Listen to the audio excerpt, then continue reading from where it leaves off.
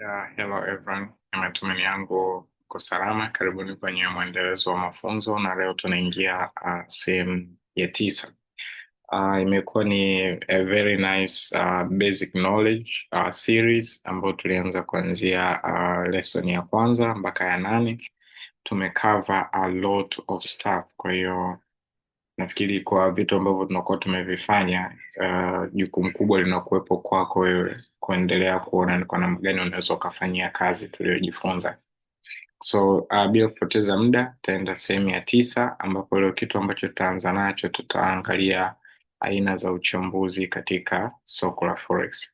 So hadi sasa umejifunza historia ya forex, jinsi inavyofanya kazi, nini huathiri bei, na haya yote ni muhimu sana, lakini tunajua unachofikiria. Sasa ni kwa namna gani unaweza kuonyesha njia ya kutengeneza hela kwenye forex? Hilo ni swala la msingi sana ambalo utakuwa unajiuliza. So hapa ndipo safari yako kama mfanyabiashara wa forex inaanza. Hii ndio sababu nafasi yako ya mwisho, hii ndio nafasi yako ya mwisho ya kurudi nyuma. Kwa kama una second guessing, maybe trade is not your thing au nini, nafikiri baada ya kupata all those basics mpaka tulipofikia kwenye somo la 8, pale ndo unaweza ukaamua sasa, bana, mimi hichi sio kitu changu. Lakini kama unafikiri with everything ambavyo tumejifunza mpaka sehemu ya 8 you can carry on, bas karibu na tutaingia rasmi sasa. So maarifa ya uchambuzi wa soko la forex. Kumbuka elimu yako haitawahi kuisha. Hata baada ya kuhitimu hapa Safari Capital Trading, lazima uendelee kutafuta maarifa kwa bidii ili uwe mtaalam halisi wa forex, na kujifunza hakuna mwisho, na swala la elimu haina mwisho. Nafikiri sio mara kwanza utakuwa umesikia. Kwa hiyo kuna aina 3 za uchambuzi wa soko. Kwanza tuanze kuangalia njia 3 unazoweza kutumia kuchambua na kuunda mawazo ya kufanya biashara kwenye soko. Kuna uchambuzi wa kiufundi unaitwa technical analysis, uchambuzi wa kimsingi fundamental analysis, pamoja na uchambuzi wa hisia za soko tunaita sentimental analysis. Uchambuzi wa kiufundi unaita kwa njia ya kuchora, ni uchambuzi wa kiufundi kwa kiini chake ni uchunguzi wa chati za bei na mifumo ya bei. Hufanyika kwa imani kwamba taarifa zote zinazopatikana tayari zinaonekana kwenye bei, na kwamba historia ya mienendo ya bei inaweza kutoa vidokezo juu ya jinsi bei inaweza kuhamia siku zijazo. Wafanyabiashara hutumia zana mbalimbali kwenye chati za bei kama vile mistari ya mwenendo inaitwa trendline, wastani wa kusonga moving average, na viashiria vingine vya kiufundi kutambua maeneo ya kuingia au kutoka kwenye soko. So uchambuzi wa kimsingi ambao naita mivuto ya kiuchumi. Uchambuzi huu wa kimsingi unachunguza mambo ya kiuchumi na kisiasa yanayoathiri thamani ya sarafu. Unahusisha uchambuzi wa viashiria vya kiuchumi, sera za benki, na matukio ya kijamii na siasa duniani. Njia hii hupendwa na wale wenye mtazamo mpana wa soko, wanaoamini katika kuelewa nguvu halisi zinazosukuma soko. Na aina ya 3 ni uchambuzi wa hisia, kusoma hisia za umma. Uchambuzi wa hisia hupima hali ya kihisia ya soko kwa wakati huo. Hutafuta njia za kuelewa hisia za wafanyabiashara kwa sasa na namna washiriki mbalimbali wa soko walivyojipanga. Njia hii mara nyingi huwa ya kinyume au tunaitwa contrarian, ikilenga kunufaika na viwango vya hisia vilivyozidi kwa kutarajia mabadiliko ya mwelekeo wa soko. Kuna nyongeza nyingine inaitwa quantitative analysis. Hapo ukipitia PDF utaona jinsi ambavyo nimekuwekea. So kumekuwa na mijadala mingi kuhusu uchambuzi upi ni bora zaidi kuliko, lakini ukweli ni kwamba unahitaji kuyajua yote matatu kwenye market analysis: technical, fundamental, pamoja na sentiment. Ni kama kusimama juu ya kiti chenye miguu mitatu. Kama mguu mmoja ni dhaifu, kigoda kitavunjika kwa uzito wake na utaanguka kifudifudi. Vivyo hivyo katika biashara ya forex. Na kwa kuwa kiti hicho kinawakilisha jinsi mfanyabiashara anavyofikiri na kuchambua soko, kinakosa kitu ambacho kinaitwa ubongo. Lakini kiti kinahitaji akili zaidi. Kimsingi kinapaswa kuwa na ubongo 3 ili kuwakilisha aina 3 tofauti za mchakato wa fikra katika uchambuzi wa soko la forex: ubongo wa kiufundi, ubongo wa kimsingi, na ubongo wa hisia. Kiufundi kwa uchambuzi wa chati na viashiria, kimsingi kwa kuelewa uchumi na siasa, kihisia kwa kusoma hisia na mwelekeo wa wafanyabiashara wengine. Sasa kiti chetu hapo kinakuwa sasa kimeshakamilika. Unahitaji kuwa na bongo 3 unapofikiria kuhusu soko. Ikiwa uchambuzi wako katika mojawapo ya hizi tatu za uchambuzi ni dhaifu na ukaamua kuupuuza, kuna uwezekano mkubwa sana kwamba hilo ndio litakalo kusababishia hasara kwenye biashara yako. Kwa hiyo usifanye biashara na nusu ubongo, tumia bongo zote tatu. Uchambuzi wa kiufundi ni nini? Sasa twende deep. Uchambuzi wa kiufundi ni mfumo ambao wafanyabiashara hutumia kuchunguza mienendo ya bei. Nadharia yake ni kwamba mtu anaweza kuangalia mienendo ya bei ya nyuma, historia ya bei, na kuweza kutambua hali ya sasa ya biashara pamoja na mwelekeo unaowezekana wa bei. Mtu anayetumia uchambuzi wa kiufundi huitwa mchambuzi wa kiufundi ama technical analyst. Wafanyabiashara wanaotumia uchambuzi wa kiufundi hujulikana kama wafanyabiashara wa kiufundi ama technical traders. Ushahidi mkuu kwa kutumia uchambuzi wa kiufundi ni kwamba inadharia taarifa zote za soko zilizopo kwa wakati huo tayari zimejidhihirisha kwenye bei. Wafanyabiashara wa kiufundi huamini kauli maarufu isemayo vyote vimo kwenye chati. Hii ina maana kwamba taarifa zote muhimu za kimsingi, fundamental info, tayari zimejumuisha katika bei ya sasa ya soko. Ikiwa bei inawakilisha taarifa zote zinazojulikana, basi mwenendo wa bei ambao unaita price action ndio kile kitu unachokihitaji ili kufanya biashara. So uchambuzi wa kiufundi huangalia midundo, mtiririko na mwelekeo wa bei. Je, umeshawahi kusikia methali ya zamani inayosema historia hujirudia? Basi ndivyo uchambuzi wa kiufundi unavyofanya kazi. Ikiwa bei fulani iliwahi kuwa nguvu ya msaada, support, au nguvu ya upinzani, resistance, katika historia, basi wafanyabiashara wa forex huifuatilia na kupangilia biashara zao kuzunguka bei hiyo ya kihistoria. Wachambuzi wa kiufundi huchunguza mifumo iliyojitokeza hapo awali na kuunda mawazo ya biashara kwa imani kuwa bei inaweza kutenda kwa namna ile ile iliyotenda zamani. Uchambuzi wa kiufundi sio kuhusu kutabiri, bali kuhusu uwezekano. Ni uchambuzi wa mienendo ya bei ya kihistoria ili kubaini mifumo na kutathmini uwezekano wa mwelekeo wa bei kwa siku za usoni. Sasa uchambuzi wa bei ya kihistoria ufanyaje? Katika ulimwengu wa biashara, mtu akisema uchambuzi wa kiufundi, jambo la kwanza linalokujilia akilini ni chart. Wachambuzi wa kiufundi hutumia chati kwa sababu ni njia rahisi zaidi ya kuona taarifa za kihistoria kwa macho. Wachambuzi hawa huishi, hula, kupumua kwa kutumia chati. Ndio maana nyingine huitwa wachati ama chartist. Wachati huamini kuwa mwenendo wa bei ni kiashiria bora kabisa cha mwelekeo wa bei ya baadaye. Falsafa ya msingi ya uchambuzi wa kiufundi umejengwa juu ya msingi kadhaa ya kifalsafa. Cha kwanza, ufanisi wa soko, market efficiency. Bei huakisi taarifa zote zinazopatikana hadharani, hivyo mchambuzi wa kimsingi unapungua umuhimu. Saikolojia ya umati, crowd psychology. Hisia na tabia za washiriki wa soko huunda mfumo na mwelekeo. Namba tatu, historia hujirudia, history repeat itself. Asili ya binadamu na mienendo ya soko hujenga mifumo inayojirudia. Fractals, soko linaonyesha tabia ya fractal, mifumo midogo huiga ile mikubwa. Fikra za uwezekano, probabilistic thinking. Uchambuzi wa kiufundi huzingatia uwezekano, si uhakika. Masoko yanabadilika, adaptive market. Masoko hubadilika na uchambuzi wa kiufundi hujibadilisha kulingana na hali mpya. Kwa hiyo, unaweza kutumia data za zamani kusaidia kugundua mwenendo wa mifumo inayokupa fursa nzuri za biashara. Ndio maana tuna strategy lukuki kwenye upande wa technical analysis. Mifumo ya bei huwa kama inajitimiza wenyewe, na cha kushangaza kwa sababu wafanyabiashara wengi hutegemea uchambuzi wa kiufundi, mifumo ya bei na viashiria vya chati huishia kutokea kama walivyotarajia. Kadri wafanyabiashara wa forex wanavyotafuta viwango vya bei na mifumo ya chati fulani, ndivyo uwezekano unavyoongezeka kwamba mambo hayo yatatokea halisi sokoni. Lakini unapaswa kufahamu hivi, uchambuzi wa kiufundi ni wa hisia binafsi sana. Sababu tu Michelangelo, Donatello, Leonardo na Raphael wote wanaangalia chati na viashiria vile vile, haimaanishi kwamba watafikiria uamuzi sawa kuhusu bei itaenda wapi. Jambo la msingi ni kwamba uelewe misingi ya uchambuzi wa kiufundi ili usipate na maumivu ya kichwa kila mtu anapoongelea mfumo wake anaotumia kufanya biashara ama tunaita strategy. Uchambuzi wa kiufundi hauhusu utabiri wa mustakabali kwa uhakika. Badala yake ni kuchunguza mienendo ya kihistoria ya bei ambayo huonyesha saikolojia ya washiriki wa soko. Kwa kuchunguza tabia za zamani, tunaweza kutambua mifumo ya kitakwimu, kuhusu jinsi wafanyabiashara na wawekezaji walivyotenda. Mifumo hii isaidia kutengeneza makisio yenye msingi mzuri kuhusu tabia ya siku zijazo, kwa sharti kwamba hali zinazofanana zipo. Hapa tuangalie fundamental analysis. Wakati wafanyabiashara wengi wa forex wanaziangalia zaidi uchambuzi wa kiufundi, uchambuzi wa kimsingi nao una umuhimu mkubwa sana.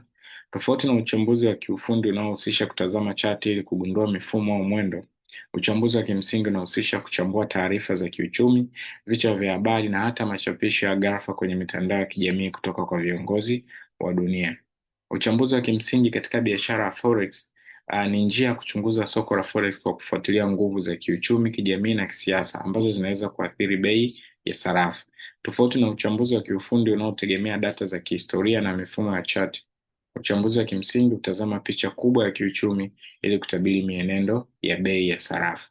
Unahusisha kuchambua viashiria vya kiuchumi vya nchi, maamuzi ya benki kuu, matukio ya kisiasa na sababu zingine za msingi zinazoweza kuelekeza bei ya sarafu. So kama umeshawahi kusoma uchumi, kwenye uchumi wa 101 tunasema kila kitu kinahusiana na utoaji na mahitaji, au supply and demand. Everything is about supply and demand. Ukifikiria kwa makini, hili lina mantiki kabisa.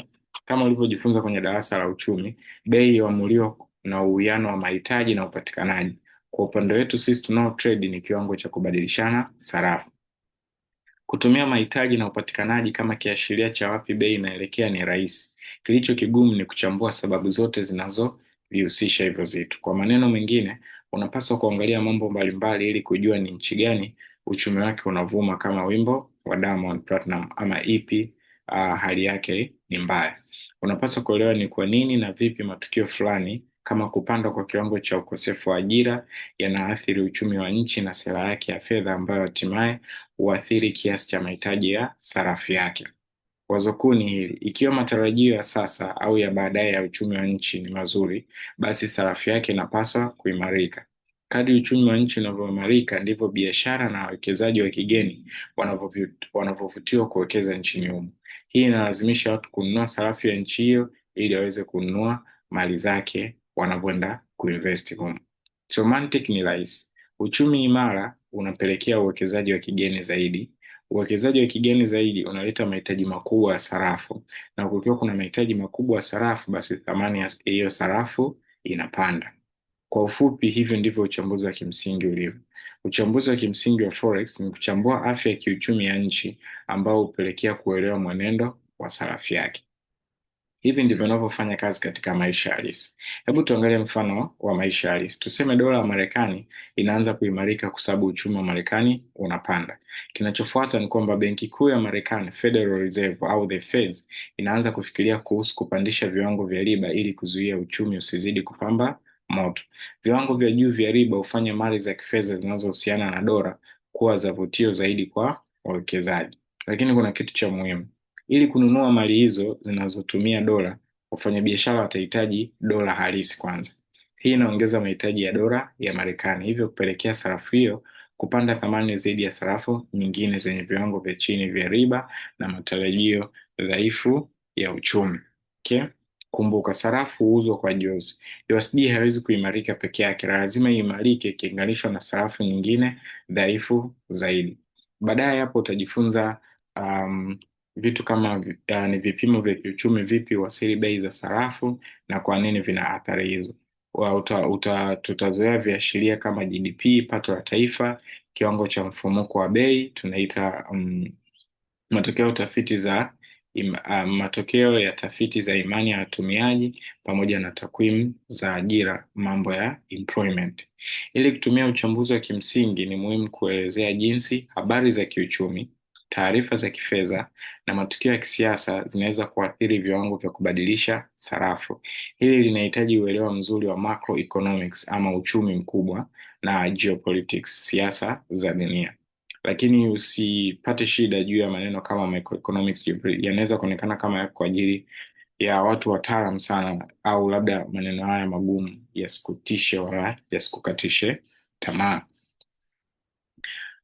Kwa sasa jua tu hili: uchambuzi wa kimsingi ni njia ya kuchambua uwezekano wa mwelekeo wa sarafu kwa kuangalia nguvu na udhaifu wa matarajio ya uchumi wa nchi husika. Mara utakapojua kuunganisha nukta kati ya habari za kiuchumi na harakati za sarafu, utaanza kuona soko la forex kwa macho mapya kabisa. Itakuwa ya kufurahisha sana, na hiyo tunakuahidi. So tuangalie sasa sentimental analysis, uchambuzi wa hisia. Kufuatia soko la forex kunahitaji zaidi ya uchambuzi wa kiufundi na wa kimsingi. Kuelewa hisia za soko kunaweza kukupa maarifa muhimu kuhusu mwelekeo wa bei katika siku zijazo.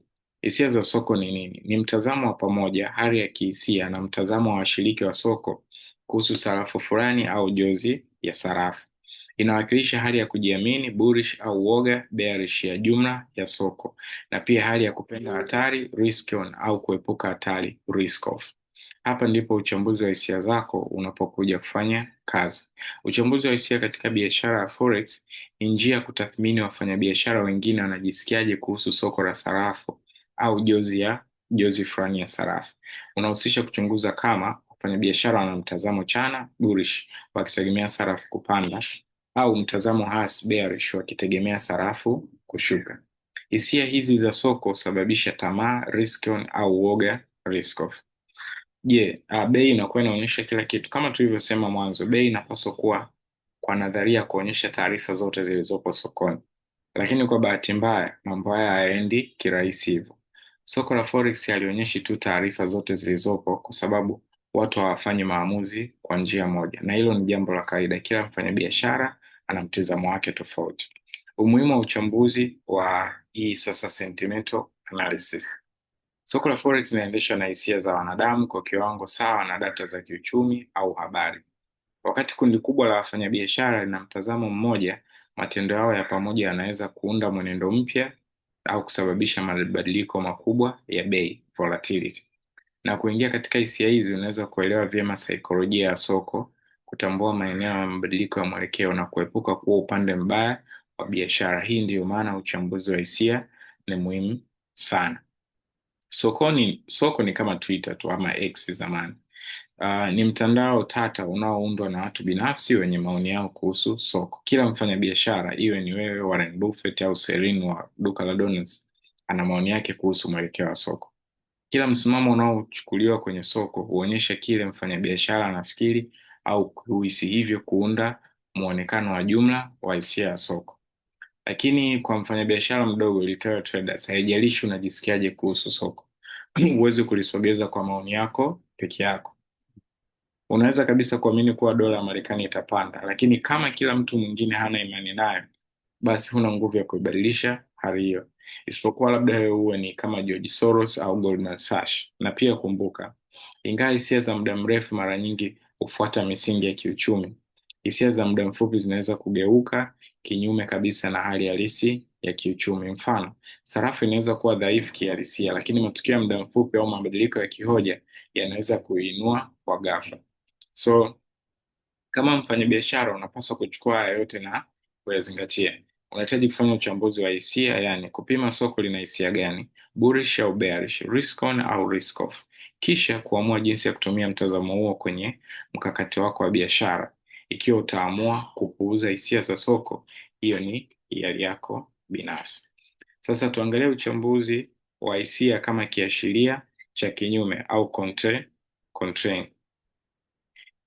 Uchambuzi wa hisia mara nyingi hutumika kama kiashiria cha kufanya kinyume, contrarian indicator. Kwa nini? Wazo la kwanza, kama kila mtu au karibu kila mtu anashikilia mtazamo mmoja, basi inaweza kuwa ni wakati wa kufanya kinyume. Mfano, kama kila mtu na mama yake wana mtazamo chanya kwa USD, basi inaweza kuwa wakati wa kuuza au tunaita short badala ya kununua long.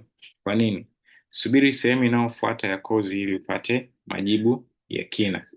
Wazo la pili, wengi wa wafanyabiashara wa forex wa rejareja. Nafanya kazi, nenda. Lema, Lema.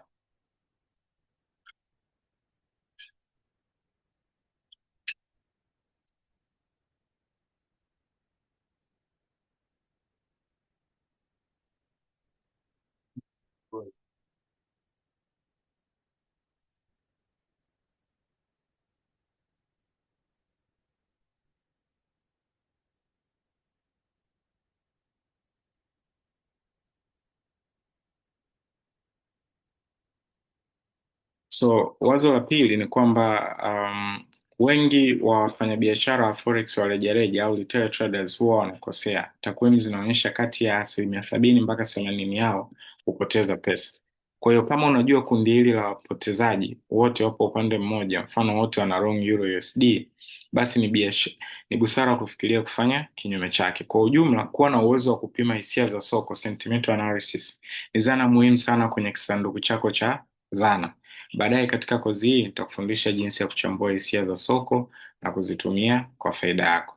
So ni aina gani ya uchambuzi inayofaa zaidi katika biashara ya forex? So katika soko la kubadilishana fedha za kigeni inahusisha kununua na kuuza sarafu ili kupata faida kutokana na mabadiliko ya viwango vya kubadilishana. So kama mfanyabiashara wa forex, njia ya kuelekea mafanikio imejengwa juu ya maamuzi yaliyojaa maarifa. Sehemu muhimu ya mchakato huu wa maamuzi inatokana na aina ya uchambuzi unaotumia. So swali muhimu ni je, aina gani ya uchambuzi bora zaidi katika biashara ya forex? Wanaita swali la dola milioni moja. Jibu fupi, aliko moja kwa moja. Inategemeana na mtindo wako wa biashara, kiasi cha hatari unaochoweza kuvumilia, risk tolerance, na muda unaoweza kujitolea. Hakuna jibu la moja kwa moja kwa wote, one size fits all, kwani kila aina ya uchambuzi ina faida zake na inamfaa aina tofauti ya mfanyabiashara. Aina tatu kuu za uchambuzi.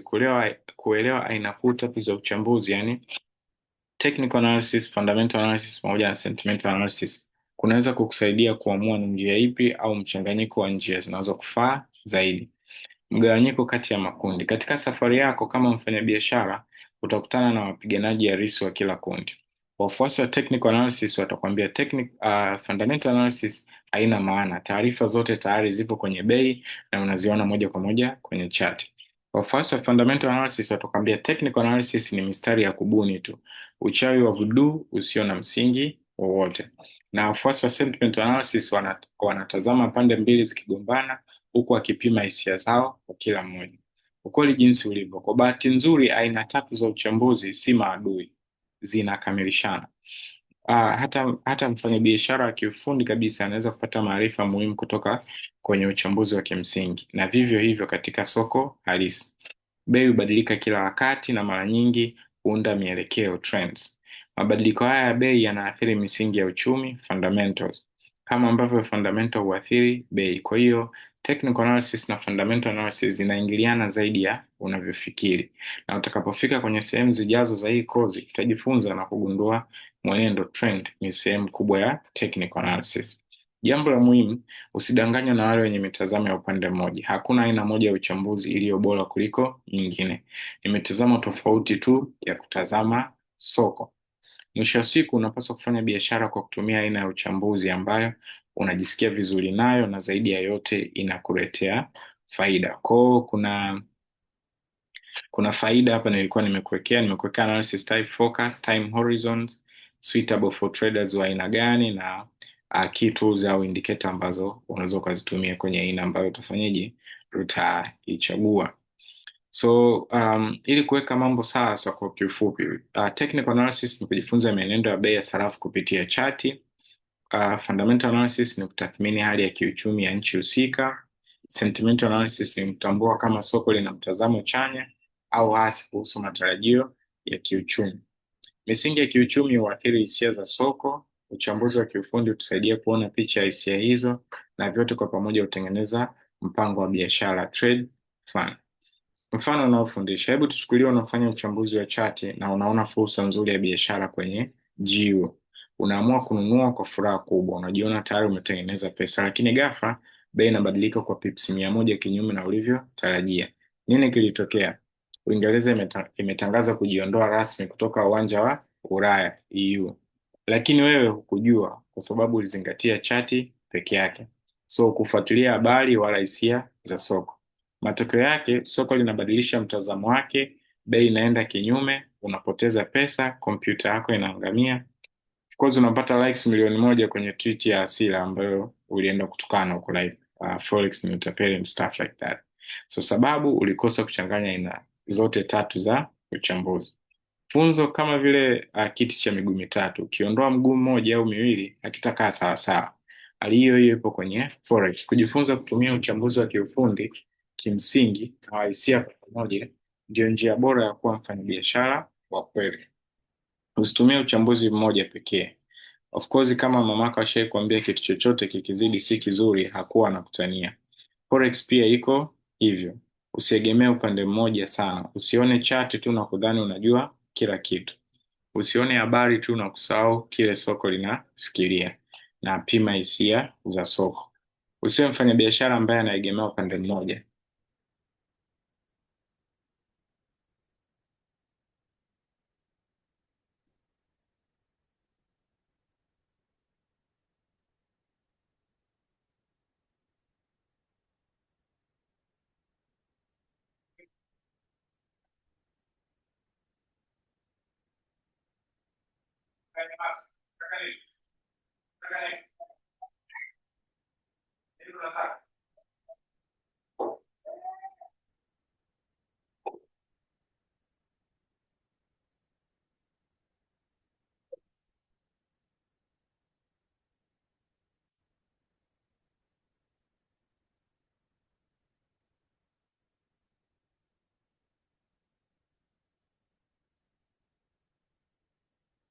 So usio aina ya mfanyabiashara ambaye unategemea upande mmoja. Jifunze kusawazisha uchambuzi wa kiufundi, kimsingi na hisia.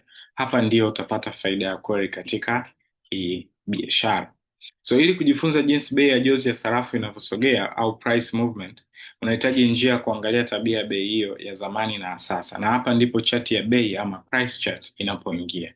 Chati ni zana ya kwanza kabisa ambayo kila mfanyabiashara anayejifunza uchambuzi wa kiufundi, technical analysis, anatakiwa kuielewa. Sasa chati ni nini? Chati ni uwakilishi wa kuona wa bei ya jozi ya sarafu kwa muda fulani maalum. Kwa mfano, inaweza kukuonyesha jinsi bei ya Euro USD ilivyobadilika kwa saa moja, siku moja, wiki moja na hata mwaka mzima. Inakusaidia kuona mwelekeo wa soko, upande bei inaelekea, kama kupanda au kushuka. Kuna aina kuu tatu za chati za bei. Chati ya mstari ambayo inaitwa line chart. Hii ni aina rahisi zaidi ya chati. Inaonyesha bei ya kufunga, closing price, kwa kila kipindi ama time frame kilichochaguliwa. Mstari unaunganisha bei za kufunga kwa kila kipindi ili kuonyesha mwenendo wa jumla wa soko. Faida yake inasaidia kuona mwelekeo wa bei kwa urahisi. Hasara haitoi maelekezo ya kina kuhusu mabadiliko ya bei ndani ya kila kipindi, kama bei ya juu au ya chini. Aina ya pili ni chati ya mstari wa taa ambayo inaitwa candlestick chart. Hii ndio ina umaarufu zaidi kwa wafanyabiashara wa forex. Kila candlestick inaonyesha bei ya kufungua, bei ya juu zaidi, bei ya chini, bei ya kufunga. Hii chati hukupa picha kamili ya mabadiliko ya bei ndani ya kipindi kimoja. Faida inaonyesha hali ya soko kwa undani, bullish au bearish. Hasara inaweza kuwa ngumu kwa wanaoanza ikiwa hawajazoea. Na chati ya aina tatu inaitwa bar chart. Inafanana sana na candlestick chart, lakini inatumia mistari badala ya mishumaa. Inaonyesha pia open, high, low na close inayojulikana kama OHLC. Faida yake ina maelezo kamili ya bei kama candlesticks. Hasara inahitaji mazoea kuyasoma vizuri. Inaweza kuwa ngumu kwa watu wanaoanza. Kwa hiyo kabla hujaanza kufanya biashara, ni muhimu kuelewa aina ya chart unayotumia na kujua jinsi ya kuisoma. Chati ni kama ramani ya mwelekeo wa bei. Bila kuiweza kuisoma, unaweza kupotea katika safari yako ya forex. Kwa hapa nimekuonyesha some kind of movement. Chati huonyesha shughuli za biashara kwa kipindi fulani. Inapoonyesha shughuli za kibiashara, trading activities zinazofanyika ndani ya kipindi kimoja cha biashara, hiyo ni dakika 10, saa 4, siku moja au hata wiki moja. Hii inamaanisha kwamba kila kipande cha chati au kama mshumaa mmoja au bar kinawakilisha mabadiliko ya bei yaliyojiri ndani ya muda huo maalum. Chati zinatumika kwa mali yoyote yenye data ya bei. So hii inahusisha jozi ya sarafu kwenye forex, hisa, stocks, bidhaa, commodities, cryptocurrency na nyinginezo. Bei hubadilika bila mpangilio wa moja kwa moja. Mabadiliko ya bei ni mfululizo wa matukio ya bahati nasibu, random events. Ndio maana kazi yetu kama wafanyabiashara ni kudhibiti riski na kutathmini uwezekano. Hapa ndipo matumizi ya chati yanapokuwa muhimu sana. Sasa kwa nini chati zinapendwa? Ni rahisi kutumia kwa sababu zinatoa picha ya wazi ya mabadiliko ya bei kwa muda na ni za kuona kwa urahisi sana. Tunasema sole vision. Kwa kutumia chart unaweza kutambua mwenendo wa bei, trends, kuona miundo ya bei, patterns na kuchambua tabia za bei, price behavior. So vipengele muhimu vya chart. Kwanza tuna y axis ambao unaitwa mstari wima upande wa kushoto. Huu unaonyesha bei unapanda juu ikiwa bei inapanda, na x axis, huu mstari wima mrefu chini, huu unaonyesha muda, time frame, kutoka kushoto kwenda kulia. Bei hupangwa kuanzia kushoto kwenda kulia kwenye chart. Bei ya hivi karibuni kabisa iko upande wa kulia kabisa wa chart. So mfano wa kutumia chart, ukiona mishumaa mingi inaelekea juu kwenye chart ya 1 hour, hiyo ni ishara ya mwelekeo wa juu au uptrend. Ukiona mishumaa inaelekea chini kwa kasi kwenye chart ya siku, hiyo ni ishara ya mwelekeo wa chini, downtrend. Zamani chati zilikuwa zinachorwa kwa mkono, lakini kwa bahati nzuri Bill Gates na Steve Jobs walivyozaliwa na kufanya kompyuta kupatikana kwa kila mtu, sasa hivi chati zinachorwa kiautomatic na program za kompyuta. Chati ya bei huonyesha mabadiliko ya usambazaji na uhitaji, supply and demand. So chati hukusanya kila muamala wa kununua na kuuza wa jozi ya sarafu kwa muda wowote ule, yaani inajumuisha habari zote zilizopo, inajumuisha matarajio ya wafanyabiashara kuhusu habari zitakazotokea baadaye, habari mpya ikitokea iwe nzuri au mbaya, bei kubadilika tena kulingana na matarajio mapya, na huu mzunguko hujirudia daima. Chati ni muunganiko wa kila kitu, huwakilisha muunganiko wa shughuli zote za soko, kutoka kwa mashirika makubwa, mabenki kuu, AI trading system na wafanyabiashara wa kawaida kama mimi na wewe. Kwa kifupi, chati ni kama picha inaonyesha jinsi kila mshiriki wa soko alivyoamua kununua au kuuza, na inawakilisha umuhimu kwa anayechambua kwa kutumia njia ya kiufundi, technical analysis. Aina tatu maarufu za chati ya forex. Kwanza tuna line chart, ile ambayo nimeielezea pale juu. Tuna bar chart ambayo yenyewe nimeelezea, na pia tuna candlestick chart ambayo nimeielezea. Na hapa kuna hitimisho: line chart, bar chart, urahisi wa kuelewa, maelezo yanayoonyesha na wafanyabiashara wanaopendelea.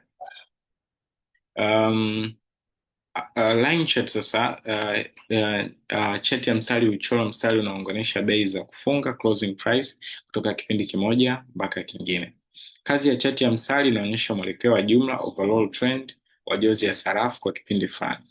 Husaidia mfanyabiashara kuona kama bei inapanda au inashuka kwa kipindi kirefu. Chart yako itaonekana kama hivi.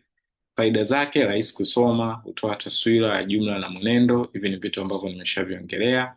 Nukuu muhimu unaweza kuona hapa jinsi inavyofanya kazi. Ya pili ni bar chart, ambayo ndio hii inatupatia OHLC kama nilivyotoa maelekezo yake, na hivi ndivyo ambavyo inaonekana. Inakuwa ina opening price na close price, ina low pamoja na high. Faida zake ni hizo na hasara za bar chart ni hizo. Hupo hapa nikitolea maelezo namna OHLC inavyofanya kazi.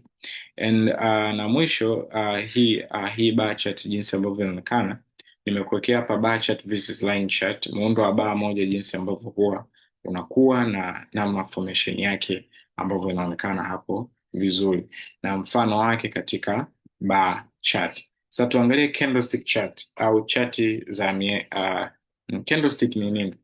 Chart ya candlestick ni toleo la kisasa na lenye kuvutia zaidi la bar chart.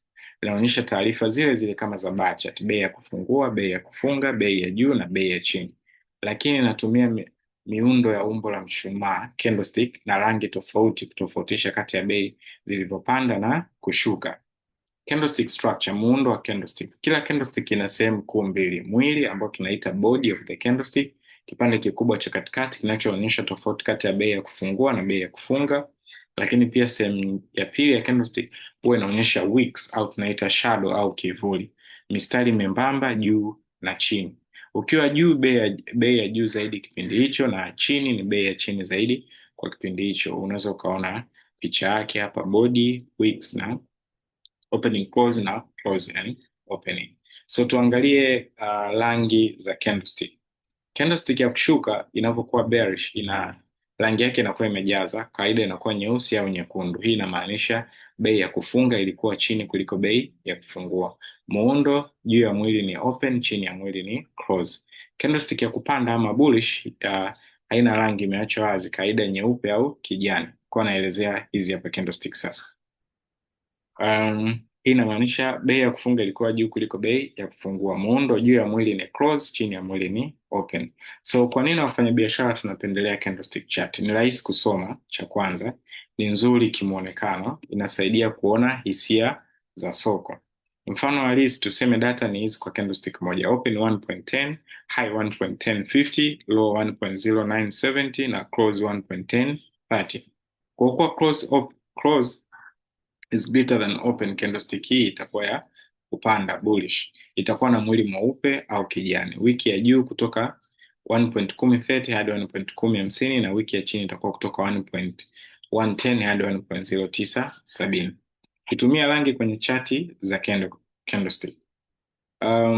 Katika masomo yetu hatupendi kutumia candlestick za jadi za rangi nyeusi na nyeupe, au tunaita black and white, kwa zinaonekana hazivutii. Kwa sababu natumia muda mwingi kutizama chati, ni rahisi zaidi kutumia chati zenye rangi ambazo ni rahisi kusoma na kuvutia kwa macho. Fikiria kama TV, kuna TV ya rangi na kuna TV ya black na white. Bila shaka ungechagua TV ya rangi. So vivyo rangi hufanya chati ya forex iwe bora zaidi kwa uchambuzi, kama ambavyo inaonekana hapa. So rangi ambazo zinatumia green au kijani inawakilisha candlestick ya kupanda, bei ya kufunga ilikuwa juu kuliko ya kufungua, na rangi nyekundu inawakilisha candlestick ya kushuka, bei ya kufunga ilikuwa chini kuliko ya kufungua. So candlestick zitakuwa zinaonekana hivi: this is a bullish candlestick and this is a bearish candlestick. Faida hizi rangi: kuona mwelekeo wa soko kwa haraka, kutambua maeneo ya mabadiliko ya mwelekeo, na kusoma chart kwa haraka bila kuchoka macho. Kwa hiyo kumbuka, candlestick ya kijani soko limepanda, candlestick nyekundu soko limeteremka, na tutakuwa tukitumia rangi hizi kuanzia sasa katika masomo yote ambayo mtayaona hapo kwenye forex. So umuhimu wa chati za candlestick. Lengo kuu la kutumia chati za candlestick ni kusaidia kuona kwa haraka na kwa urahisi mwelekeo wa bei. Ingawa taarifa zinazopatikana kwenye candlestick ni zile zile kama kwenye OHLC bar chart, candlestick ni rahisi zaidi kuzisoma kwa macho. So faida za candlestick: ni rahisi kuelewa, ni rahisi kutumia, zina majina mazuri ya kukumbuka, ni nzuri kwa kugundua mabadiliko ya mwelekeo. Jambo la muhimu kufahamu: kuna aina mbalimbali za chati zinazotumika kwenye soko la forex na masoko mengine ya kifedha. Hakuna aina moja ya chati iliyo bora kwa kila mtu. Kila aina ina faida na changamoto zake. Unaweza kutumia aina yoyote au hata aina zaidi ya moja kwa uchambuzi wa kiufundi, technical analysis. Unatakiwa uchague ile inayokufaa zaidi wewe. Tuangalie sasa candlestick ya Kijapani ni nini. Tuligusia tu kidogo kuhusu uchambuzi wa chati za candlestick za Kijapani kwenye somo lililopita, lakini sasa hivi tutaingia kwa kina na kueleza vizuri jinsi zinavyofanya kazi. So tujikumbushe kidogo, zamani sana, wakati ambapo ni Godzilla bado alikuwa mjusi mdogo, Wajapani walikuwa na mbinu za zamani kabisa ya uchambuzi wa kiufundi kwa ajili ya biashara ya mchele. Ndiyo, mchele. Wafanyabiashara walikuwa wakijitahidi hata enzi hizo. Kama unataka kuvaa vito, ice hizi ma bling bling, basi biashara ilikuwa mchele. Mzungu mmoja aliyeitwa Steve Nelson aligundua mbinu hii asili ya Wajapani inayojulikana kama Japanese candlestick. Alijifunza mbinu hiyo kutoka kwa broker wa Kijapani. Steve aliichunguza, akaisoma kwa kina, akaishi nayo, akaipenda hadi kuandika vitabu juu yake. Mwaka 1990 mbinu hii ilianza kupata umaarufu duniani, na kama si Steve Nelson, candlestick chart zingeendelea kuwa asili iliyozikwa.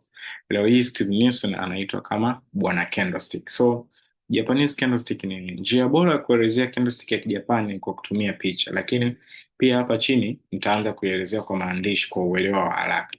Candlestick ya Kijapani inaweza kutumika kwa time frame yoyote: siku moja, saa moja, dakika 30, dakika 5. Utachagua ile time frame unayotaka kuichambua. Inatumika kueleza mwendo wa bei, price action, kwa kipindi hicho ulichokichagua.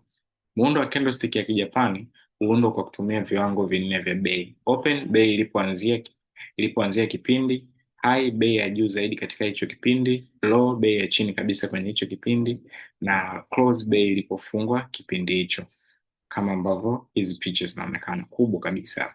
So muundo na rangi: kama bei ya kufunga close iko juu kuliko bei ya kufungua open, candlestick huwa wazi, kwa kawaida huonyesha kwa rangi nyeupe. Kama bei ya kufunga iko chini kuliko ya kufungua, candlestick huwa imejaa field, kwa kawaida huonyesha kwa rangi nyeusi. Sehemu muhimu za candlestick: cha kwanza ni mwili, nimeshauelezea pale juu, na cha pili ni vile vijiti, shadows, wicks ama tails, na au kule juu tuelezea kama vuli. So tuangalie muundo wa candlestick ya Japan. Maana ya miili ya candlestick: mwili mrefu long body inaonyesha msukumo mkubwa wa ununuzi au uuzaji. Ikiwa mwili ni mrefu, ina maana kuwa aidha wanunuzi bulls au wauzaji bears walikuwa na nguvu kubwa na wakachukua udhibiti wa soko. Mwili ukiwa mfupi short board, inaashiria kuwa kulikuwa na shughuli ndogo sana za ununuzi au uuzaji katika kipindi hicho. Kwa lugha ya kibiashara, bulls ni wanunuzi, bears ni wauzaji. Sasa maana ya hii mwili mrefu kuwa na long board na mwili kuwa mfupi ni one of the very important concept ambao tutaitumia huko mbele tutakavyoingia kwenye advanced skills. Kwa hiyo hapa naomba pay attention zaidi, maana ya mwili mrefu pamoja na maana ya mwili mfupi au hizi short body pamoja na long body kwenye candlestick. Kwa kakiwa ka body kadogo au kafupi, na maanisha shughuli ni ndogo sokoni. Ikiwa body refu, na maana kama ni bulls, na maana bulls wana power, ama kama ni bears, na maana bears wana power. Maana ya miili mirefu na mivuli ya candlestick za Kijapani. So candlestick ndefu nyeupe white ni maana shinikizo kuu la ununuzi kama hii hapa. Candlestick ya Kijapani yenye mwili mrefu mweupe inaonyesha shinikizo kubwa la wanunuzi. Kadri candlestick inavyokuwa ndefu ndivyo bei ya kufunga closing price inavyokuwa juu zaidi ya bei ya kufunguliwa ambayo ni opening price. Hii ina maana kuwa bei imepanda sana kutoka mwanzo hadi mwisho wa kipindi hicho, na wanunuzi walikuwa wakali sana. Bulls walikuwa wanacharaza bears vilivyo. Sio? Candlestick ndefu nyeusi iliyofunikwa shinikizo kuu la uuzaji. Candlestick ndefu nyeusi inaonyesha shinikizo kubwa kutoka kwa wauzaji. Kadri candlestick inavyokuwa ndefu ndivyo bei ya kufunga inavyokuwa chini zaidi ya bei ya kufungulia. Hii inaonyesha kuwa bei ilishuka kwa kiwango kikubwa na wauzaji walitawala soko. Manake bears walikuwa wanawaburuza bulls na kuwavunjia pembe zao. So tuangalie mivuli ya ajabu au mysterious shadow au hizo wicks. Tutazungumzia mivuli ya candlestick. So hizi upper shadow unaonyesha kiasi cha juu zaidi high kilichofikiwa katika kipindi hicho cha biashara, na hizi vijiti vya chini unaonyesha kiasi cha chini zaidi low kilichofikiwa kwenye muda huo. So long upper shadow na long lower shadow hizi kama ambavyo zinaonekana. Maana ya urefu wa hizi shadows au wicks. Candlesticks zenye wicks ndefu zinaonyesha kuwa kulikuwa na mabadiliko makubwa ya bei mbali na bei ya kufungulia na kufunga. Bei ilivuka sana juu na chini kabla ya kufunga. Na candlesticks zenye wicks fupi zinaonyesha kuwa biashara nyingi zilitokea karibu na bei ya kufungua na kufunga. Hakukuwa na mabadiliko makubwa sana ya bei nje ya eneo hilo. Maana ya wicks ndefu za candlestick za Kijapani. So candlestick zenye wicks ndefu juu na chini, hizi zinaonyesha kuwa wanunuzi buyers walijaribu kusukuma bei juu zaidi sana. Walionyesha mabega yao ya nguvu na kupelekea bei juu zaidi, lakini kwa sababu fulani wauzaji au sellers waliingia sokoni na kusukuma bei kushuka chini hadi ikarudi karibu na bei ya kufungua opening price. Hii inaonyesha kuwa ingawa wanunuzi walijitahidi, wauzaji walifanikiwa kurudisha udhibiti wa soko sokoni mwa kipindi. Na candlestick zenye mvuli wa chini mrefu na mvuli wa juu mfupi, hizi huonyesha kuwa wauzaji sellers walijitokeza kwa nguvu na kusukuma bei kushuka sana wakati wa kipindi cha biashara. Hata hivyo, kama mwili wa candlestick unamalizika juu ya sehemu ya chini, basi wanunuzi walirudi kidogo mwishoni, lakini wauzaji walionekana kutawala kwa ujumla.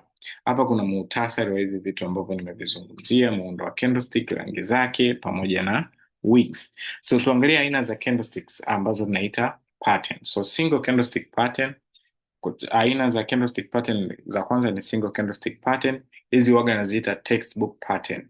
Nimekuwekea hapa, kuna spanning top, dodge, white marubozu, black marubozu, hammer, hanging man, inverted hammer, shooting star. Okay, na maana zake tutazipitia kwenye hii PDF. Alafu kuna miundo ya candlestick zaidi ya moja, multiple candlestick pattern. Katika uchambuzi wa price action kuna muundo wa mishumaa miwili au mitatu inayosaidia kutabiri mabadiliko ya bei. Hizi patterns zinaweza kuashiria mwendelezo wa mwenendo au mabadiliko reversal wa mwenendo wa bei. Hizi pia ni textbook knowledge. Kuna engulfing pattern hapa, kuna bullish na bearish, tweezer tops pamoja na tweezer bottom, dark cloud cover, kuna piercing line hivyo, na kuna pattern za mishumaa mitatu. Sasa three candlestick pattern, kuna morning star, evening star, three white soldier, three black clouds. Okay, na picha zake na namna zinavyoonekana, kuna picha yake nimewekea hapa, kwa hiyo taangalia. Makosa ya kawaida ambayo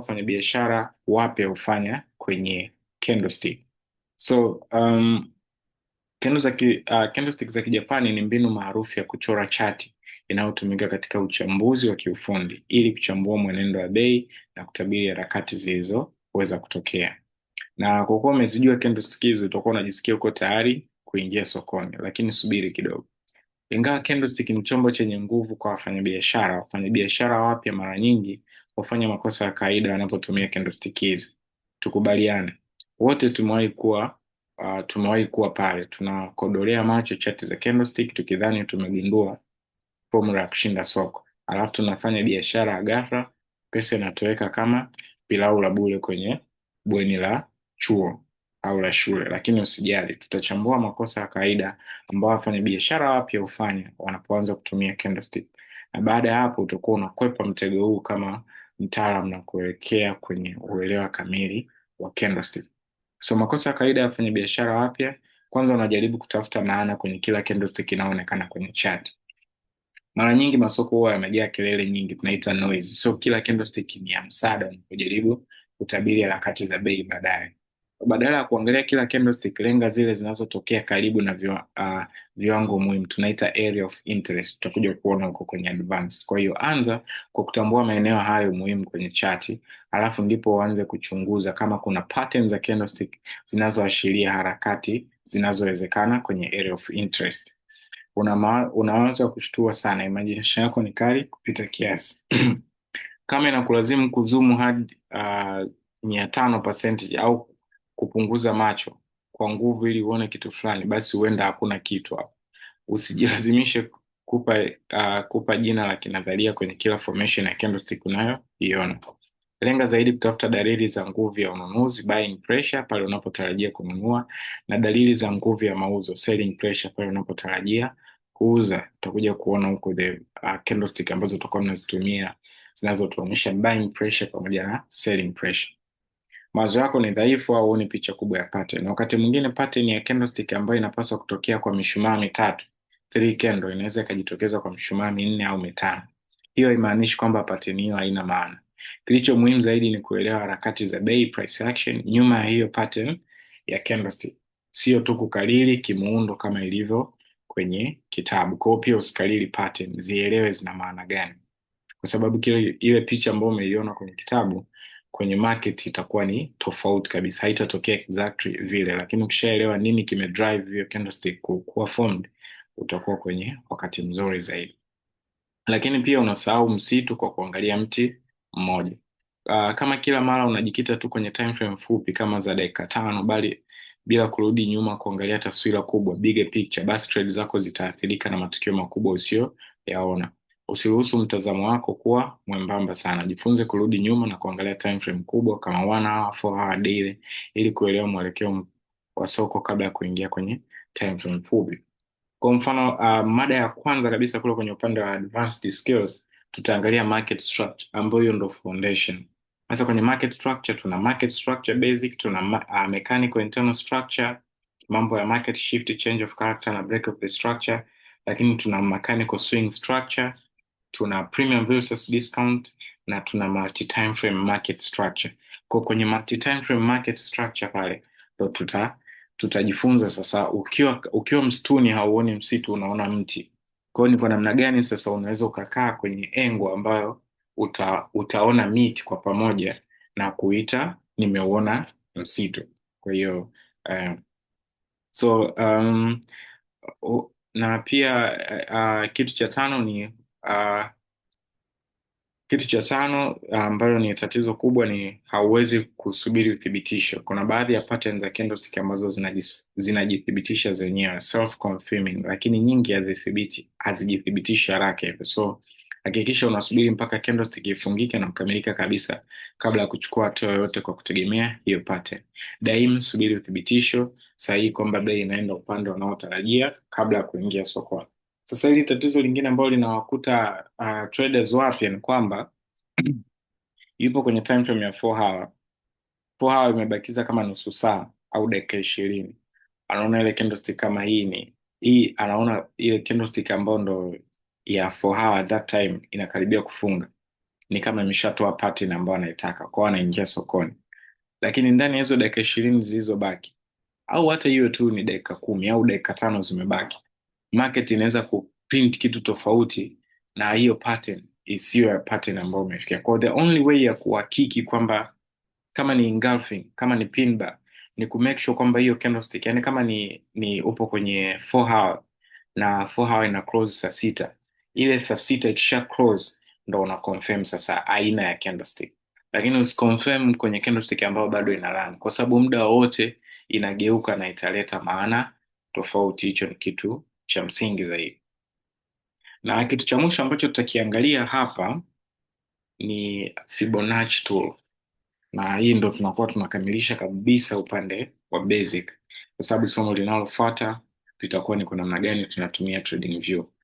Kuanzia trading view unaipataje, una sign up vipi, una set vipi trading view yako hiyo ni muonekano ambao utakusaidia. Kwa hiyo kwenye hili somo sasa tutaangalia Fibonacci. Fibonacci ni moja ya tools muhimu sana kwenye market structure, inatusaidia kutafuta premium and discount. Kwenye supply and demand inatusaidia kutafuta hizo supply and demand, lakini pia kwenye zone to zone inatusaidia kuweza kutafuta weekly level pamoja na intraday levels. Alafu pia kwenye entry inatusaidia kupima the 50% retracement kwenye upande wa engulfing pamoja na pin bar. Kwa hiyo Fibonacci is a very important tool, ndio maana ili somo lilikuwa lishaisha hapo wakati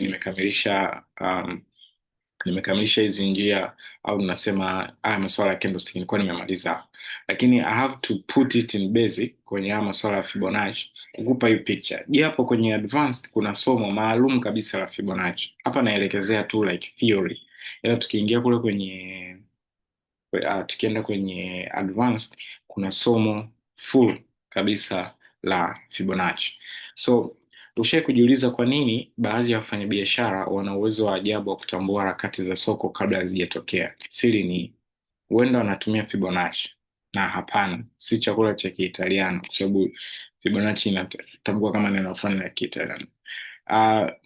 Fibonacci ni mada pana sana na kuna tafiti nyingi zinazohusiana nayo zenye majina ya ajabu ajabu, lakini sisi tutazingatia Fibonacci mbili tu: retracement, urejesho, pamoja na extension, upanuzaji au upanuaji au kupanua, vyovyote.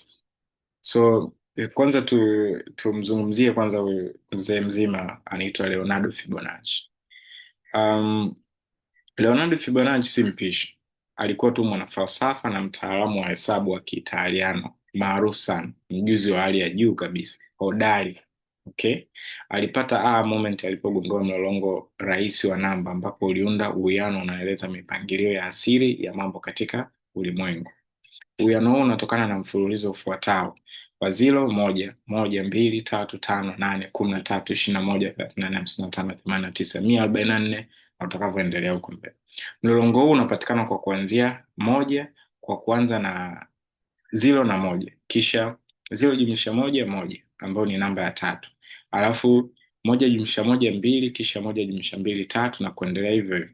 Kwa hapa kitakachotokea ni 0 jumlisha 1 1, 1 jumlisha 1 2, 1 jumlisha 2 3, 2 jumlisha 3 5, 3 jumlisha 5 8, 5 jumlisha 8 13, 13 jumlisha 21 34, 21 jumlisha 38 55, na kuendelea. Ukipima uwiano kati ya namba zinazoruka, so baada ya namba chache za mwanzo, ukigawanya namba yoyote na ile inayofuata unapata 0.618. Mfano 34 gawanya kwa 55, 0.618. Na ukipima uwiano kati ya namba zinazoruka moja moja unapata 0.382. Mfano 38.803. Ongea. Kwa hiyo hapo sasa umeshaanza kujifunza namna mlolongo wa Fibonacci unavyofanya. Huu hutengenezwa kwa kuchukua namba mbili zote zikiwa yoyote ile, kuzijumlisha ili kupata namba ya 3, kisha unachukua namba ya pili na ya 3 unazijumlisha tena kupata ya 4. Unaweza kuendelea hadi utakapoamua kuchoka. Uwiano kati ya namba ya mwisho na ya kabla yake ni takriban 1.618. Uwiano huu hupatikana kwenye vitu vingi vya asili, ndio maana hii ikaitwa golden ratio au uwiano wa dhahabu. Uwiano huu huonekana sana kwenye geometry, sanaa, usanifu wa majengo, hata kwenye Sonic the Hedgehog. So uwiano wa dhahabu au golden ratio, uwiano huu ni namba isiyo ya kawaida kama pi na uwakilishwa na herufi ya Kigiriki phi. Sawa, hiyo inatosha sasa kuhusu namba hizo. Kwa kifupi, hizi ndo uwiano muhimu unazopaswa kuzifahamu. Sisi kwenye Fibonacci retracement ambao utakuwa umeiona au popote pale, kuna 1.236, 38.2, 61 na 76 na 76.4 viwango vya Fibonacci extension. Na vya Fibonacci extension ni 0, 0.382, 1.3 na hiyo 1.68. Usijali jinsi ya kuzipata, kwani kwenye program za kuchora chart zitakufanyia hivyo. Lakini pia ni vizuri umefahamu msingi wake unatokea wapi. So kwa wewe mtu ambaye kidogo ni machachari, ukiwa hata unatongoza binti fulani, basi maarifa hayo, ukiwa unazungumzia Fibonacci, unajua 0 jumlisha 1 unapata 1, 1 jumlisha 1 2, afu ile 2 kijumlisha na 1 3. Hiyo series sequence inaitwa mambo ya Fibonacci. Kuna vitu fulani hivi, kuna max fulani unaongeza kwa mtoto mzuri. Kwa hiyo I hope that one itakusaidia. So kwa nini Fibonacci hufanya kazi katika biashara? Fibonacci retracement level hufanya kazi kwa msingi kuwa baada ya harakati kubwa za bei kwenda upande mmoja, bei huwa inarudi nyuma kwa kiasi kabla haijarudi tena kwenye mwelekeo ule ule wa awali. Wafanyabiashara hutumia viwango hivi kama maeneo ya msaada support na upinzani resistance. Kwa sababu wafanyabiashara wengi sana huzingatia viwango hivi na kuweka maagizo ya kununua au kuuza katika maeneo haya, viwango hivi huwa na athari kubwa kwa sababu wengi wanaviamini, basi vinafanya kazi kwa sababu hiyo. Inaitwa self-fulfilling prophecy. So Fibonacci extension level hutumika na wafanyabiashara kama viwango vya kuchukua faida, profit targets. Tena kwa sababu wafanyabiashara wengi huzitizama ili kuchukua faida, viwango hivi hufanya kazi mara nyingi kwa sababu ya matarajio ya pamoja. Na programu nyingi za kuchora chati tayari zinakuja na zana za kuchora retracement na extension za Fibonacci. So jinsi ya kutumia Fibonacci kwenye chati yako. Ili kutumia Fibonacci kwenye chati yako, lazima utambue sehemu za swing high na swing low. So swing high ni mshumaa wa chart candlestick ulio na viwango viwili vya juu zaidi upande wa kushoto na kulia, na swing low ni mshumaa ulio na viwango viwili vya chini zaidi upande wa kushoto na kulia. Jinsi ya kutumia Fibonacci retracement, urejesho wa Fibonacci. Hebu tuzungumzie viwango vya urejesho wa Fibonacci. Viwango vya urejesho wa Fibonacci ni mistari ya mlalo, horizontal lines, inayoonyesha maeneo ya msaada support na upinzani resistance, ambapo bei inaweza kubadilisha mwelekeo wake. Kitu cha kwanza unachopaswa kujua ni kwamba zana ya Fibonacci hufanya kazi vizuri zaidi soko linapokuwa kwenye mwelekeo fulani, yani linapokuwa lina trend. Wazo ni kununua buy wakati soko linapanda uptrend na bei inarudi nyuma kwenye kiwango cha msaada cha Fibonacci, na kuuza sell wakati soko linashuka downtrend na bei inarudi nyuma kwenye kiwango cha upinzani cha Fibonacci. Je, Fibonacci retracement ni kiashiria cha nini? Huchukuliwa kama kiashiria cha kiufundi kinachotapili predictive indicators kwa sababu hulenga kutambua bei wapi inaweza kwenda baadaye. Nadharia ni kwamba bei ya kuanza baada ya kuanza mwelekeo mpya, trendi mpya, bei huwa inarudi nyuma kidogo hadi kwenye kiwango fulani cha bei kilichopita kabla haijarudi kuendelea na mwelekeo awali. So jinsi ya kupata viwango vya Fibonacci retracement. Ili uweze kupata viwango hivyo, unapaswa kwanza kutambua hizo swing high na lows kama ambavyo nikuelekeza. Kwa soko linashuka downtrend, unabofya kwenye swing high kisha unaburuta ule mshale hadi kwenye swing low ya karibuni. Kwa soko linalopanda unafanya kinyume chake, unabonya kwenye swing low kisha unaburuta ule mpaka kwenye swing high ya hivi karibuni. Hapo nahisi tumeelewana. Hizi ni nadharia tu na utakuwa unazisoma. So hebu tuangalie mfano. Mwelekeo wa kupanda. Hii ni chati ya siku ya AUD/USD ambapo swing low ni hapa, swing high ni hapa juu. Hata haya maneno swing high na swing low yanawezekana yakawa mageni, kwa hiyo no problem.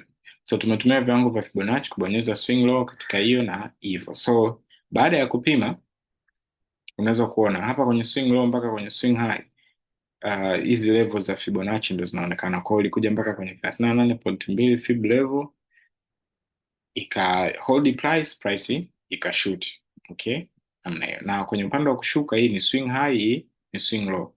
Kuna 100 inakuwa kwenye swing high, 0 inakuwa kwenye swing low. Wakati wa kupanda 100 inakuwa kwenye swing low, 0 inakuwa kwenye swing high. Tutaona hizo picha huko mbele.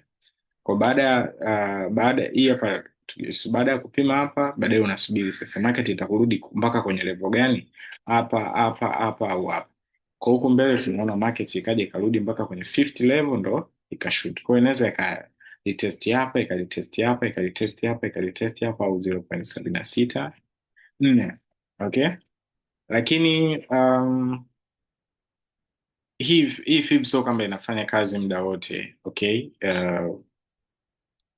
unahitaji kuimarisha ujuzi wako kwa kutumia zana za Fibonacci kwa kushirikiana na zana nyingine ulizonazo kwenye sanduku lako la zana za Forex ili kuongeza uwezekano wa kufanya maamuzi sahihi ya kibiashara. Kwa hiyo Fibonacci peke yake sio solution, ni sehemu ya mkakati, si mkakati kamili. Kwa hiyo mkakati kamili unaundwa pia na confluences nyingine, viashiria vingine ambavyo ukichanganya na Fibonacci basi unapata matokeo ambayo ni mazuri zaidi. Kwa hilo ni somo sehemu ya 9, ikiwa ndo tumefunga au tunafunga rasmi kwenye kitu kinachoitwa basic knowledge au taarifa za msingi. Nimeongea vitu vingi vingi sana, so unaona kuta somo moja kama hili lina pages kama 70. Okay, na ukijumlisha na masomo 8 ambayo yamepita, tukitoa tu tukiunganisha tu hizi PDF zote alafu tutengeneze kitabu cha basic knowledge kina peji zaidi ya 350. Okay, kwa hiyo sidhani kama kuna jambo la msingi ambalo lipo kwenye basic knowledge nitakuwa nimeliacha. Of course Forex ina taarifa nyingi sana, lakini nilichojaribu kufanya nimechambua zile taarifa za msingi zaidi, na mpaka kufikia hapo sasa nimesha kuandaa kichwa chako, umejua mambo yanavyofanya nini, na hiyo itanisaidia sana utakapoanza kusoma masuala ya advanced skills huko, inakuwa very easy kwako kuweza ku inakuwa very easy kwako kuweza kurelate. Kwa hiyo mi nitakachokisema tu nitakwambia kwenye sehemu ya 3 tulizungumzia kitu fulani ya, unakumbuka sehemu ya 9 nilisema tuna Fibonacci, unakumbuka candlestick pattern, unakumbuka pale ambapo niliwaambia bodi ikiwa kubwa inamaanisha nini, bodi ikiwa inakuwa ndogo inamaanisha nini. Okay, sasa hivi ndio tupo kwenye chart, bodi hii inafanya kitu 1 2 3. Kwa hiyo hizi taarifa zote zinategemeana. Sasa niwatakie siku njema, and ilikuwa ni somo refu kidogo lakini it's carries. Kesho tutaingia sehemu ya 10. Kama mme notice sijaelekeza kuhusu MetaTrader 4 au MT5 kwa sababu baada ya basic tutaenda kwenye advanced. Kabla tujaingia kwenye advanced, kuna tools au site ambayo tunatumia kufanyia analysis inaitwa TradingView, ambayo ndio itakuwa lesson ya kesho. Kwa kesho tutajifunza kuhusu TradingView. Kwa sasa kitakachokuwa kinatokea, tukishajifundisha kuhusu TradingView ni kwa namna gani unaanza, unaiset vipi chart yako, somo la kesho linakuwa limeisha. Kwa tunavyoingia kwenye lesson number 1 ya advanced skills, takuwa kuna PDF, alafu baada ya PDF kwa nadharia tunaingia sasa kwenye hiyo chart, tunaanza sasa kurelate. Kama utakuwa umeona katika masomo 10 masomo 9 na somo la kesho, hakuna sehemu unaona tumefungua chart, hakuna sehemu unaona candlestick na nini. Of course zilikuwa ni taarifa za msingi kwanza. Okay, so as I said, I've never prepared the most informative training in my whole time kwenye Forex, more than 8 years kama ambao nimeiprepare sasa hivi, lakini pia kwa kufilter taarifa za msingi ambazo unazihitaji. Of course kama unahitaji kufahamu mambo mengi, kuwa mwanaharakati, unaweza kuendelea huko tafuta taarifa nyingine, lakini zile taarifa za msingi ambazo unazihitaji ili kuweza kutengeneza pesa ndio vitu ambavyo nimevifilter na kukutengenezea. Kwa hiyo mimi nawatakia kila la heri. Make sure kwamba basic hii umeielewa vizuri. Rudia somo la kwanza, rudia somo la pili, somo lolote ambalo liliangazia juu juu lipitie. And kesho tutakuja tutaangalia hiyo trading view stuff, na baada ya trading view tutaingia kwenye advanced skills. Kama nilivyosema, advanced skills ndo strategy, mfumo wa kufanyia biashara. Okay, kwa huku kote unaona tumetoka tumejifunza vitu general, yani kuanzia somo la kwanza mpaka hili somo la 10.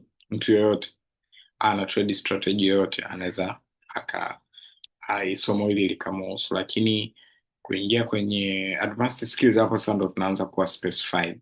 Okay, tunaanza kuwa specified. Ndo utachagua wewe ni mfumo gani unafaa. Kwenye advanced skills huko pia pana fundamental kama ambavyo nimezungumzia hapa. Haya uchambuzi wote unategemeana. Kwa hiyo tutaangalia pia kwenye upande wa fundamental tunafanyaje, na upande wa sentimental pia tunafanyaje. Lakini baada ya kumalisha basic knowledge ambayo ndo ina lesson 10, tunajiandaa kwa advanced skills ambayo yenyewe ina lesson 20, lesson 1 mpaka 20 zote ni advanced skills. Lakini kuna baadhi ya vitu, mfano kama nilivyosema, Fibonacci na lesson yake peke yake, mambo kama liquidity na lesson yake peke yake, supply and demand na lesson yake peke yake, market structure na lesson kama 3 peke yake. Shaona how these buyers initiate trades, how big players au tunaita big institution. Kuna kitu kinaitwa zone to zone, ina kama lesson 2 peke yake. Kwa hiyo tutajifunza pia masuala ya supply and demand, tutajifunza na entry confirmation, namna sasa ya kuingia sokoni and all those stuff.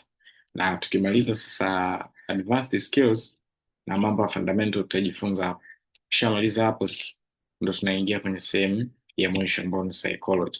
Hiyo psychology na yenyewe ina masomo 10 kama hivi: swala la trading plan, trading rules, trading psychology, losing age to finding the trading age na vitu kama hivi. Okay, so yeah, tutakuwa tuna masomo mengine ambayo tutapiga story zaidi, lakini hapa naona tumalize kulingana na urefu wa somo. So all the best.